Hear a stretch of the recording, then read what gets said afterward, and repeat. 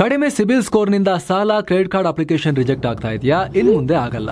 SBM Z credit card ಬಳಸಿ ಈಸಿಯಾಗಿ credit score ಅನ್ನ 750 ಗಿಂತ ಜಾಸ್ತಿ ಮಾಡ್ಕೋಬಹುದು. ಇದೊಂದು FD ಆಧಾರಿತ ಕಾರ್ಡ್. UPI ಬಳಸಿ ಕ್ರೆಡಿಟ್ ಕಾರ್ಡ್ ಬ್ಯಾಲೆನ್ಸ್ ಅನ್ನ ಖರ್ಚು ಮಾಡಬಹುದು. FD ಗೆ RBI ಗ್ಯಾರಂಟಿಯೊಂದಿಗೆ 7% ಇಂಟ್ರೆಸ್ಟ್ ಕೂಡ ಸಿಗುತ್ತೆ. 30 ದಿನದಲ್ಲೇ ಕ್ರೆಡಿಟ್ ಸ್ಕೋರ್ ನಲ್ಲಿ ಇಂಪ್ರೂವ್ಮೆಂಟ್ ಕೂಡ ನೋಡಬಹುದು. ಡಿಸ್ಕ್ರಿಪ್ಷನ್ ಹಾಗೂ ಪಿನ್ ಕಾಮೆಂಟ್ ನಲ್ಲಿರೋ ಲಿಂಕ್ ಮೂಲಕ Z ಆಪ್ ಡೌನ್ಲೋಡ್ ಮಾಡಿ.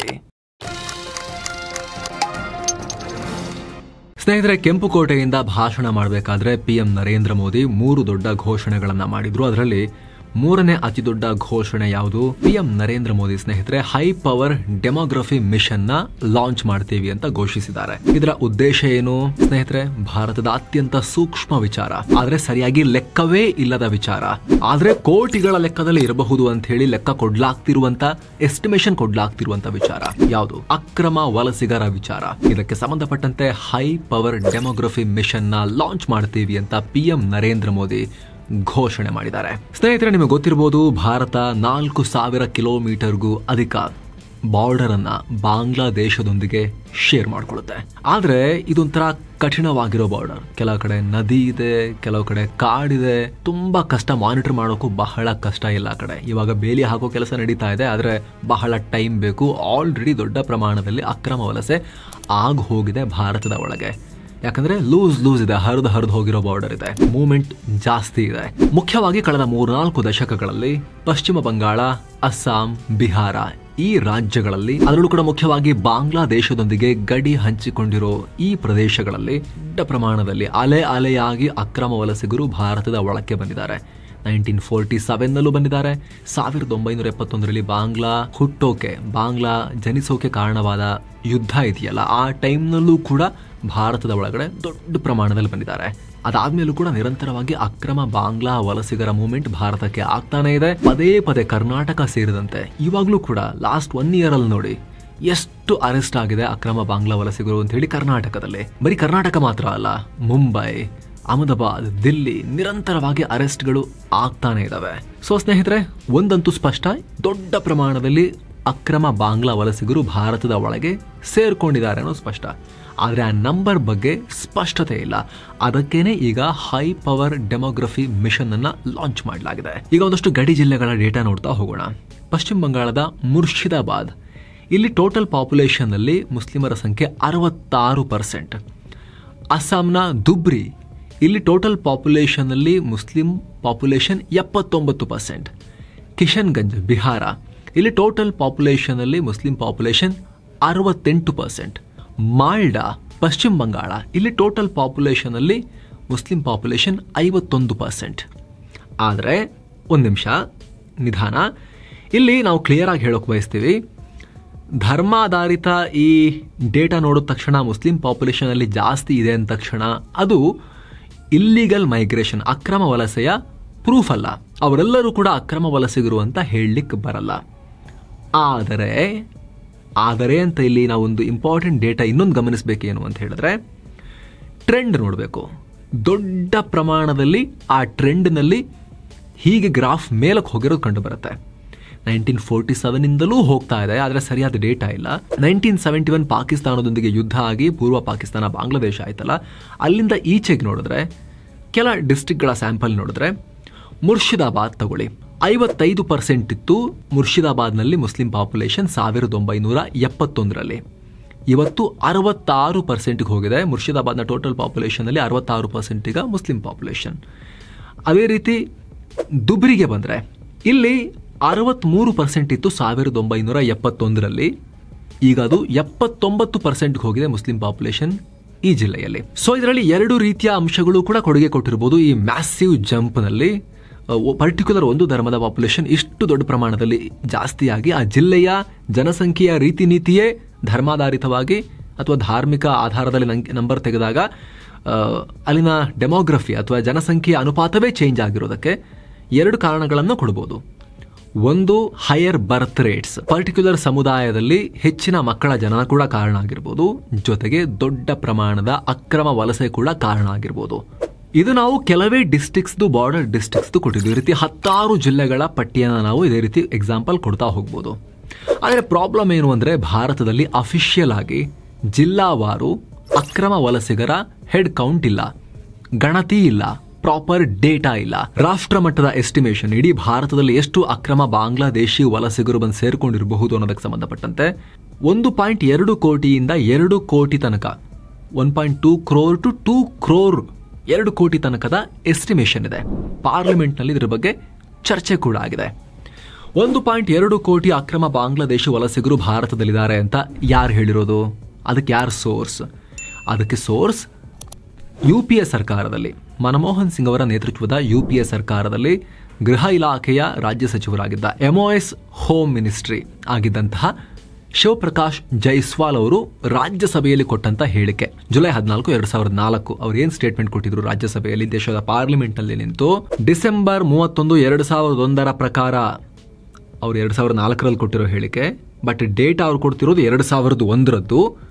ಡಿಸೆಂಬರ್ 31, 2001 ಭಾರತದಲ್ಲಿ 1,20,00,000 ಅಕ್ರಮ ಬಾಂಗ್ಲಾದೇಶಿ ವಲಸಿಗರು ಸೇರ್ಕೊಂಡ್ಬಿಟ್ಟಿದ್ದಾರೆ ಅಂತ ಮನಮೋಹನ್ ಸಿಂಗ್ ಅವರ ಸರ್ಕಾರದಲ್ಲಿ ಗೃಹ ಇಲಾಖೆ ರಾಜ್ಯ ಸಚಿವರಾಗಿದ್ದ ಶಿವಪ್ರಕಾಶ್ ಜೈಸ್ವಾಲ್ ಅವರು ಪಾರ್ಲಿಮೆಂಟ್ ನಲ್ಲಿ ನಿಂತು ಈ ಸ್ಟೇಟ್ಮೆಂಟ್ ಕೊಟ್ಟರು. ಅದಾದ್ಮೇಲೆ ರೀಸೆಂಟ್ ಆಗಿ ಯಾರಾದರೂ ಈ ರೀತಿ ಮಿನಿಸ್ಟರ್ಸ್ ಪಾರ್ಲಿಮೆಂಟ್ ನಲ್ಲಿ ಹೇಳಿದಾರ ನೋಡಿದಾಗ ಸಿಗೋ ಡೇಟಾ ಏನು ಅಂದ್ರೆ, ಕಿರಣ್ ರಿಜಿಜು ಅವರು ಕೊಟ್ಟಿರೋ ಹೇಳಿಕೆ. ಕೇಂದ್ರ ಸಚಿವ, ಮೋದಿ ಸರ್ಕಾರದಲ್ಲಿ ಮಂತ್ರಿಯಾಗಿರೋ ಕಿರಣ್ ರಿಜಿಜು ಅವರು 2016ರಲ್ಲಿ ಲೋಕಸಭೆಯಲ್ಲಿ ಕೊಟ್ಟಿರೋ ಸ್ಟೇಟ್ಮೆಂಟ್. ಪ್ರಶ್ನೆಗೆ ಉತ್ತರ ಕೊಡ್ತಾ ಅವರು ಹೇಳಿದ್ರು, ಈಗ ಆ ಸಂಖ್ಯೆ 2 ಕೋಟಿಗೆ ಏರಿಕೆಯಾಗಿದೆ. ಭಾರತದಲ್ಲಿ ಬಾಂಗ್ಲಾದೇಶಿ ಅಕ್ರಮ ವಲಸಿಗರ ಸಂಖ್ಯೆ 2 ಕೋಟಿಗೆ ಏರಿಕೆಯಾಗಿದೆ ಅಂತ ಹೇಳಿದ್ರು. ಇದೆರಡು ನಮಗೆ ಸರ್ಕಾರದ ಲೆವೆಲ್ನಲ್ಲಿ ಸಿಗೋ ರೆಫರೆನ್ಸ್. ಅದು ಕೂಡ ಒಂದು ಕಾಂಗ್ರೆಸ್ ನೇತೃತ್ವದ ಸರ್ಕಾರ ಟೈಮ್ದು, ಇನ್ನೊಂದು BJP ನೇತೃತ್ವದ ಸರ್ಕಾರದ ಟೈಮ್ದು. ಓಕೆ, ನೆಕ್ಸ್ಟ್ ಇನ್ನೊಂದು ಕ್ರಿಟಿಕಲ್ ಡೇಟಾ ಪಾಯಿಂಟ್ ಏನ್ ಸಿಗುತ್ತೆ ಅಂತ ಹೇಳಿದ್ರೆ, ಅಸ್ಸಾಂನಲ್ಲಿ NRC ಮಾಡಿದಾಗ, ನ್ಯಾಷನಲ್ ರಿಜಿಸ್ಟ್ರಿ ಆಫ್ ಸಿಟಿಸನ್ಸ್, ಭಾರತದ ರಾಷ್ಟ್ರ ಮಟ್ಟದ ನಾಗರಿಕರ ರಿಜಿಸ್ಟ್ರೇಷನ್ನ ಒಂದು ಪಟ್ಟಿಯನ್ನ ಮಾಡಿದಾಗ, ಆ ನಾಗರಿಕರ ಪಟ್ಟಿಯಿಂದ 19 ಲಕ್ಷ ಅಪ್ಲಿಕೆಂಟ್ಸ್ನ, ಅರ್ಜಿದಾರರನ್ನ ಹೊರಗಿಡ್ಲಾಯ್ತು. ಹಾಗಂತ ಅವರೆಲ್ಲರೂ ಕೂಡ ಅಕ್ರಮ ವಲಸಿಗರು ಅಂತ ಡಿಸೈಡ್ ಆಗಿಲ್ಲ. ಅದಕ್ಕೆ ಸಂಬಂಧಪಟ್ಟಂತೆ ಕೋರ್ಟಲ್ಲಿ ಅಪೀಲು, ವಿವಾದ ಇನ್ನೂ ಕೂಡ ನಡೀತಾ ಇದೆ. ಬಟ್ NRC ಇವರು ನಾಗರಿಕರಲ್ಲ ಅಂತ 19 ಲಕ್ಷ ಜನರನ್ನ ಅಸ್ಸಾಂನಲ್ಲಿ ಹೊರಗಿಟ್ಟಿತ್ತು. ಸೊ ಈ ರೀತಿ ಸಿಚುವೇಶನ್ ಇರಬೇಕಾದ್ರೆ ಬಹಳ ಆತಂಕಕಾರಿ ವಿಚಾರ. ಕೋಟಿಗಟ್ಟಲೆ ಜನ ಹೊರಗಿನವರು ಬಂದು ನಮ್ಮ ದೇಶದಲ್ಲಿ ಸೇರ್ಕೊಂಡಿದ್ದಾರೆ ಅಂತ ಹೇಳಿದ್ರೆ ಆತಂಕಕಾರಿ ವಿಚಾರ. 1 ಕೋಟಿ 2 ಕೋಟಿ ಅಂದ್ರೆ ಕೆಲವೊಂದು ರಾಷ್ಟ್ರಗಳ ಎಂಟೈರ್ ಪಾಪ್ಯುಲೇಷನ್. ನಮಗೆ ದೊಡ್ಡ ದೇಶ 140 ಕೋಟಿ ಜನ ಸಣ್ಣದು, 1-2% ಅಲ್ಲ ಅಂತ ಅನಿಸಬಹುದು. ಆದರೆ ಸ್ನೇಹಿತರೆ, 2 ಕೋಟಿ ಸಣ್ಣ ನಂಬರ್ ಅಲ್ಲ. ಎಂಟೈರ್ ಆಸ್ಟ್ರೇಲಿಯಾದ ಪಾಪ್ಯುಲೇಷನ್ ಅಷ್ಟು ಸಮ ಅದು. ಅಷ್ಟು ಹೊರಗಿನವ್ರು ನಮ್ಮ ದೇಶದಲ್ಲಿದ್ದಾರೆ ಅಂತ ಹೇಳಿದ್ರೆ ಅದಕ್ಕೆ ಲೆಕ್ಕ ಏನಾದ್ರು ಒಂದು ಬೇಕಲ್ಲ, ಗೊತ್ತು ಗುರಿ ಬೇಕಲ್ಲ. ಹಾಗಾಗಿ ಈಗ ಹೈ ಪವರ್ ಡೆಮೋಗ್ರಫಿ ಮಿಷನ್ ನಾವು ಮಾಡ್ತೀವಿ ಅಂತ PM ನರೇಂದ್ರ ಮೋದಿ ಅನೌನ್ಸ್ ಮಾಡಿದ್ದಾರೆ. ಡೆಮೋಗ್ರಫಿ ಅಂದ್ರೇನು? ಜನಸಂಖ್ಯೆ ಅಥವಾ ಪಾಪ್ಯುಲೇಷನ್ ಅಂತ ಅನ್ಕೊಳ್ಳಿ ನೀವು. ಈ ಮಿಷನ್ ಏನ್ ಮಾಡುತ್ತೆ, ಅಲ್ಲಿ ಹೈ ಪವರ್ ಅಂತ ಕೂಡ ಸೇರಿಸಿದ್ದಾರೆ. ಅದಕ್ಕೆ ಒಂದು ಕಮಿಟಿ ಮಾಡಿ ಪೂರ್ಣ ಪ್ರಮಾಣದ ಪವರ್ ಕೊಡ್ತಾರ, ಯಾರು ನಾಗರಿಕರು ಯಾರು ನಾಗರಿಕರಲ್ಲ ಅಂತ ಅಲ್ಲಿ ಗುರುತಿಸಿ ಅವ್ರನ್ನ ಆಚೆ ಹಾಕಕ್ಕೆ. ಹೆಂಗೆ ಕಂಡುಹಿಡಿಯೋದು ಹೆಂಗೆ? ಇಲ್ಲಿ ಸ್ನೇಹಿತರೆ, ಒಂದಷ್ಟು ಮೂಲಗಳ ಮಾಹಿತಿ ಪ್ರಕಾರ, ಇನ್ನು ಡೇಟಾ ಕರೆಕ್ಟಾಗಿ ಕೊಟ್ಟಿಲ್ಲ ಕೇಂದ್ರ ಸರ್ಕಾರ, ಯಾವ ಮೆಥಡಾಲಜಿ ಇದನ್ನು ಫಾಲೋ ಮಾಡಲಾಗುತ್ತೆ ಈ ಹೈ ಪವರ್ ಡೆಮೋಗ್ರಫಿ ಮಿಷನ್ ಅಲ್ಲಿ ಅಂತ. ಆದರೆ ಮೂಲಗಳ ಮಾಹಿತಿ ಪ್ರಕಾರ ಇದು ಹಲವಾರು ಡೇಟಾನ ಕಂಬೈನ್ ಮಾಡುತ್ತೆ. ಫಸ್ಟಿಗೆ ಸೆನ್ಸಸ್ ಡೇಟಾ ಚೆಕ್ ಮಾಡ್ತಾರೆ, ದ ನ್ಯಾಷನಲ್ ಪಾಪ್ಯುಲೇಷನ್ ರಿಜಿಸ್ಟರ್ ಅದರ ಡೇಟಾ ತಗೊಳ್ತಾರೆ, ಆಧಾರ್ ಡೇಟಾನು ಕೂಡ ತಗೊಳ್ತಾರೆ, ವೋಟರ್ ರೋಲ್ನಿಂದನೂ ಕೂಡ ಡೇಟಾ ತಗೊಳ್ತಾರೆ, ಎಲ್ಲವನ್ನ ಕ್ರಾಸ್ ವೆರಿಫೈ ಮಾಡ್ತಾರೆ, ಐಡೆಂಟಿಟಿಯನ್ನು AI ಬಳಸಿ ಎಲ್ಲವನ್ನ ಕೂಡ ಜಾಲಾಡೋ ಪ್ರಯತ್ನ ನಡೆಸಲಾಗುತ್ತೆ ಅಂತ. ಜೊತೆಗೆ ಸ್ಯಾಟಲೈಟ್ ಮಾನಿಟರಿಂಗ್ ಕೂಡ ಮಾಡಲಾಗುತ್ತೆ. ಹೊಸ ಸೆಟಲ್ಮೆಂಟ್, ಮುಂಚೆ ಆ ಕಾರ್ಡ್ ಎಲ್ಲಿತ್ತು, ಆ ಕಾರ್ಡ್ ಜಾಗ ನಾಶ ಆಗಿಲ್ಲ, ಹೊಸ ಸೆಟಲ್ಮೆಂಟ್ ಬಂತ ಬಾರ್ಡರ್ ಡಿಸ್ಟ್ರಿಕ್ಸ್ ಅಲ್ಲಿ, ಎಲ್ಲ ಕಡೆ ಎಲ್ಲ ಈ ಸೆನ್ಸಿಟಿವ್ ಡಿಸ್ಟ್ರಿಕ್ಟ್ಗಳ ಪಟ್ಟಿ ಇದೆಯಲ್ಲ, ಅಲ್ಲಿ ಬಾಂಗ್ಲಾದೊಂದಿಗೆ ಗಡಿ ಹಂಚಿಕೊಂಡಿರೋ ಜಿಲ್ಲೆಗಳು ಮುಖ್ಯವಾಗಿ. ಅಲ್ಲಿ 10 ವರ್ಷಗಳ ಹಿಂದೆ ಹೇಗಿತ್ತು ಸ್ಯಾಟಲೈಟ್ ಡೇಟಾ ಪ್ರಕಾರ, ಇವಾಗ ಅಲ್ಲಿ ಏನೆಲ್ಲ ಬದಲಾವಣೆ ಆಗಿದೆ, ಸೆಟಲ್ಮೆಂಟ್ಗಳ ಮೂವ್ಮೆಂಟ್ ಯಾವ ರೀತಿ ಆಗಿದೆ, ಇದೆಲ್ಲವನ್ನ ಮಾನಿಟರ್ ಮಾಡಿ ರೆಕಾರ್ಡ್ ಮಾಡ್ಕೊಳ್ಳಲಾಗುತ್ತೆ. ಜೊತೆಗೆ ಪ್ರತಿ ವರ್ಷ ಮೈಕ್ರೋ ಸೆನ್ಸಸ್ ನಡೆಸಲಾಗುತ್ತೆ ಈ ಜಿಲ್ಲೆಗಳಲ್ಲಿ. ಈಗ 10 ವರ್ಷಕ್ಕೊಂದ್ಸಲಿ ರಾಷ್ಟ್ರವ್ಯಾಪಿ ಸೆನ್ಸಸ್ ನಡೆಸಲಾಗುತ್ತಲ್ಲ, ಆದರೆ ಈ ಜಿಲ್ಲೆಗಳಲ್ಲಿ, ಈ ಸೂಕ್ಷ್ಮ ಜಿಲ್ಲೆಗಳಲ್ಲಿ, ಅತಿ ಹೆಚ್ಚು ಅಕ್ರಮ ವಲಸೆ ಇರುವಂಥ ಜಿಲ್ಲೆಗಳಲ್ಲಿ ಈ ಜನಸಂಖ್ಯೆಯ ಮುಖವೇ ಚೇಂಜ್ ಆಗ್ತಿದೆ, ಅನುಪಾತವೇ, ಧರ್ಮಗಳ ಅನುಪಾತವೇ ಚೇಂಜ್ ಆಗ್ತಿದೆ ಅನ್ನೋ ಜಿಲ್ಲೆಗಳಲ್ಲಿ ಪ್ರತಿ ವರ್ಷ ಚಿಕ್ಕ ಚಿಕ್ಕ ಜನಗಣತಿಯನ್ನ ನಡೆಸಲಾಗುತ್ತೆ ಅನ್ನೋ ಮಾಹಿತಿ ಕೂಡ ಬರ್ತಾ ಇದೆ. ಜೊತೆಗೆ ಬಯೋಮೆಟ್ರಿಕ್ ರಿವೆರಿಫಿಕೇಶನ್ ಕೂಡ ಆಗಬಹುದು ಅಂತ. ಅವರ ಅಕ್ಷಿಪಟಲದ ಇದು ಪ್ರಿಂಟು, ಥಂಬ್ ಅಂದರೆ ಫಿಂಗರ್ ಪ್ರಿಂಟ್ ಸೇರಿದ ಹಾಗೆ ಬಯೋಮೆಟ್ರಿಕ್ ರಿವೆರಿಫಿಕೇಶನ್ ಎಲ್ಲವನ್ನ ರೆಕಾರ್ಡ್ ಮಾಡಿಟ್ಕೊಳ್ತಾರೆ. ಒಂದು ಕ್ಲಿಯರ್ ಪಿಕ್ಚರ್ ಸಿಗುತ್ತೆ, ಡೇಟಾ ಸಿಗುತ್ತೆ. ಇನ್ನು ಮುಂದಾದರೂ ಕೂಡ ಇದರಲ್ಲಿ ಬದಲಾವಣೆಗಳಾದಾಗ ಪತ್ತೆ ಹಚ್ಚಬಹುದು ಅನ್ನೋ ಲೆಕ್ಕಾಚಾರಕ್ಕೆ ಸಂಬಂಧಪಟ್ಟಂತೆ. ಸೊ ಸ್ನೇಹಿತರೆ, ಇದನ್ನು ಮಾಡಿದಾಗ ರಿಯಲ್ ಟೈಮ್ ಪಾಪ್ಯುಲೇಷನ್ ಮೂವ್ಮೆಂಟ್ ನ ಮ್ಯಾಪ್ ಅನ್ನೇ ಕ್ರಿಯೇಟ್ ಮಾಡಬಹುದು. ಕೇವಲ 10 ವರ್ಷಕ್ಕೊಂದ್ಸಲ ಜನಗಣತಿ ಮಾಡಿದಾಗಲಲ್ಲ, ವರ್ಷ ಈ ರೀತಿ ಈ ಜಿಲ್ಲೆಗಳನ್ನ ಮಾನಿಟರ್ ಮಾಡಿದ್ರೆ ಇದರಿಂದ ಏನಾಗುತ್ತೆ, ನಮ್ಮ ಸೆಕ್ಯೂರಿಟಿ ಫೋರ್ಸಸ್ಗೆ, ಭದ್ರತಾ ಪಡೆಗಳಿಗೆ ಬೆಟರ್ ಟಾರ್ಗೆಟಿಂಗ್ ಮಾಡೋಕ್ಕೆ ಅನುಕೂಲ ಆಗುತ್ತೆ. ಪರ್ಟಿಕ್ಯುಲರ್ ಯಾವ ಜಾಗದಲ್ಲಿ ಜಾಸ್ತಿ ಪ್ರಾಬ್ಲಮ್ ಇದೆ, ಈಸಿಯಾಗಿ ನುಗ್ತಿರೋದಿಲ್ಲ, ಈಸಿಯಾಗಿ ಗಡಿ ದಾಟಕ್ಕೆ ಎಲ್ಲಿ ಸಾಧ್ಯ ಆಗ್ತಿದೆ, ಎಲ್ಲಿ ದೊಡ್ಡ ಬದಲಾವಣೆಗಳಾಗ್ತಾ ಇದೆ, ಅಲ್ಲಿ ಎಕ್ಸ್ಟ್ರಾ ಫೋಕಸ್ ಕೊಟ್ಟು ಅವರು ಕಣ್ಗಾವಲನ್ನು ಇಡ್ಬೋದು. ಜೊತೆಗೆ ಕೋರ್ಟ್ಗಳಲ್ಲಿ ಲೀಗಲ್ ಆಗಿ ಫೈಟ್ ಮಾಡಿ ಅಕ್ರಮ ವಲಸಿಗರನ್ನ ಪತ್ತೆ ಹಚ್ಚಿ ಹೊರಗೆ ಹಾಕೋಕ್ಕೂ ಕೂಡ ಒಂದಷ್ಟು ಸಾಲಿಡ್ ಡೇಟಾ ಪಾಯಿಂಟ್ ಸಿಗುತ್ತೆ.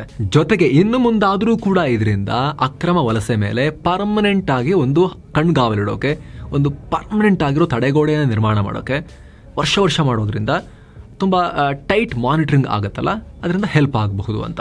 ಆದ್ರೆ ಸ್ನೇಹಿತರೆ, ಇಲ್ಲಿ ಒಂದಷ್ಟು ಚಾಲೆಂಜಸ್ ಇದಾವೆ. ಖಾಸಗಿತನ, ಪ್ರೈವಸಿಯ ಒಂದಷ್ಟು ಕನ್ಸರ್ನ್ಸ್ ಇದಾವೆ.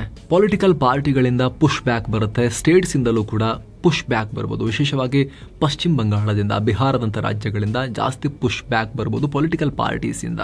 ಜೊತೆಗೆ ಕೋಟಿಗಟ್ಟಲೆ ಜನರನ್ನ ಕ್ರಾಸ್ ವೆರಿಫೈ ಮಾಡಬೇಕು ಅಂತ ಹೇಳಿದ್ರೆ ತುಂಬಾ ಕಷ್ಟ. ಜೆನ್ಯೂನ್ ನಾಗರಿಕರು ಯಾರಾದರೂ ಇದ್ರೆ ಅವ್ರಿಗೂ ಹ್ಯಾರಾಸ್ಮೆಂಟ್ ಆಗ್ಬೋದು ಇದನ್ನು ಚೆಕ್ ಮಾಡೋ ಟೈಮ್ನಲ್ಲಿ. ಈಗ ನೀವು ಕೋಟ್ಯಾಂತರ ಜನರನ್ನ ನೀವು ನಾಗರಿಕರು ಹೌದಾ ಅಲ್ವಾ ಅಂತ ಚೆಕ್ ಮಾಡ್ತಾ ಹೋಗೋ ಟೈಮ್ನಲ್ಲಿ ಏನು ಡೈರೆಕ್ಟಾಗಿ ಇವರಲ್ಲ ಅಂಥೇಳಿ ಅವ್ರನ್ನೇ ಹೋಗಿ ಹಿಡಿಯೋಕ್ಕಾಗತ್ತಾ? ಇಲ್ಲ ಅಲ್ಲ. ನಾಗರಿಕರಾಗಿರೋರನ್ನ, ಜೆನ್ಯೂನ್ ಇರೋರನ್ನ, ಅಕ್ರಮ ವಲಸಿಗರನ್ನ ಎಲ್ಲರನ್ನ ಕೂಡ ಜಾಲಾಡಬೇಕಾಗತ್ತಲ್ಲ. ಆವಾಗ ನಿಜವಾದ ನಾಗರಿಕರಿಗೂ ಒಂದಷ್ಟು ಜನಕ್ಕೆ ಇದರಿಂದ ಹರಾಸ್ಮೆಂಟ್ ಅಥವಾ ಕಿರಿಕಿರಿಗಳನ್ನು ಫೇಸ್ ಮಾಡಬೇಕಾಗಿ ಬರಬಹುದು. ಹಾಗಾಗಿ ಇದು ಸೆನ್ಸಿಟಿವ್ ಅಂತ ನಾವು ನಿಮಗೆ ಆರಂಭದಲ್ಲೇ ಹೇಳಿದ್ದು. ಆದರೆ ಸಕ್ಸಸ್ಫುಲಿ ಜಾರಿ ಮಾಡೋಕೆ ಸಾಧ್ಯ ಆದರೆ ನಾವು ಮೇಲೆ ಎಕ್ಸ್ಪ್ಲೇನ್ ಮಾಡಿದ ಥರ ಇದು ಭಾರತದ ಇತಿಹಾಸದಲ್ಲೇ ಮೊದಲ ಬಾರಿಗೆ ಭಾರತದ ಸರ್ಕಾರಕ್ಕೆ, ನಮ್ಮ ಜನಕ್ಕೆ, ನಮ್ಮ ಇಡೀ ದೇಶಕ್ಕೆ ಡಿಸ್ಟ್ರಿಕ್ಟ್ ಬೈ ಡಿಸ್ಟ್ರಿಕ್ಟ್ ಈ ಮೈಗ್ರೇಷನ್, ವಲಸೆದು, ಅಕ್ರಮ ವಲಸಿಗರ ಪಿಕ್ಚರ್ ಸಿಗುತ್ತೆ. 1947 ಇಲ್ಲಿ ತನಕ ಏನೇನಾಗಿದೆ ಅನ್ನೋದನ್ನ ಒಂದು ರಫ್ ಐಡಿಯಾವನ್ನ ಮಾಡೋಕ್ಕೂ ಕೂಡ ಸಾಧ್ಯ ಆಗುತ್ತೆ. ಕ್ಲಿಯರ್ ಪಿಕ್ಚರ್ ಸಿಗುತ್ತೆ. ತುಂಬ ಕ್ಲಿಯರ್ ಸಾಕ್ಷ್ಯದೊಂದಿಗೆ ಎಸ್ಟಾಬ್ಲಿಷ್ ಆದರೆ ಅಕ್ರಮ ವಲಸಿಗರು ಅಂತ ಅವ್ರನ್ನ ಒಂದಷ್ಟು ಜನರನ್ನ ವಾಪಸ್ ಕಳಿಸೋಕ್ಕೂ ಆಗುತ್ತೆ. ನೆಕ್ಸ್ಟ್ ಅಕ್ರಮ ವಲಸೆ ಆಗದೇ ಇರೋ ಥರ ಕಣ್ಗಾವಲಿಡೋಕ್ಕೂ ಕೂಡ ಸಾಧ್ಯ ಆಗುತ್ತೆ. ಆದರೆ ಸ್ನೇಹಿತರೆ, ಈ ಹೈ ಪವರ್ ಡೆಮೋಗ್ರಫಿ ಮಿಷನ್ನ ಅದರ ಸೆಟಪ್ ಹೇಗಿರುತ್ತೆ, ಪವರ್ಸ್ ಏನಿರುತ್ತೆ, ಅದರ ಎಕ್ಸಿಕ್ಯೂಷನ್ ಹೇಗಿರುತ್ತೆ, ಅದ್ರ ಬಗ್ಗೆ ಇನ್ನಷ್ಟೇ ನಮಗೆ ಪೂರ್ಣ ಪ್ರಮಾಣದ ಪಿಕ್ಚರ್ ಸಿಗಬೇಕು. ಜೊತೆಗೆ ಪ್ರತಿಪಕ್ಷಗಳಿಂದ ಅಥವಾ ರಾಜ್ಯಗಳಿಂದ, ಎದುರಾಳಿ ಪಕ್ಷಗಳ ಸರ್ಕಾರ ಇರೋ ರಾಜ್ಯಗಳಿಂದ ಇದಕ್ಕೆ ಯಾವ ರೀತಿ ಪ್ರತಿರೋಧ ಬರುತ್ತೆ, ಜೊತೆಗೆ ಗುಂಪುಗಳಿಂದ, ಜನರ ಗುಂಪುಗಳಿಂದಲೂ ಕೂಡ ಯಾವ ರೀತಿ ಪ್ರತಿರೋಧ ಬರುತ್ತೆ, ಅದು ಕೂಡ ಈಗ ಬಹಳ ಗಮನ ಕೊಟ್ಟು ನೋಡ್ತಾ ಹೋಗಬೇಕಾಗಿರೋ ವಿಚಾರ ಮುಂದಿನ ದಿನಗಳಲ್ಲಿ. ಇದಕ್ಕೆ ಸಂಬಂಧಪಟ್ಟಂತೆ ನಿಮ್ಮ ಒಪಿನಿಯನ್ ಕಾಮೆಂಟ್ ಮಾಡಿ ತಿಳಿಸಿ. ಮತ್ತೆ ಭೇಟಿ ಆಗ್ತಿರೋಣ. ನಮಸ್ತೆ.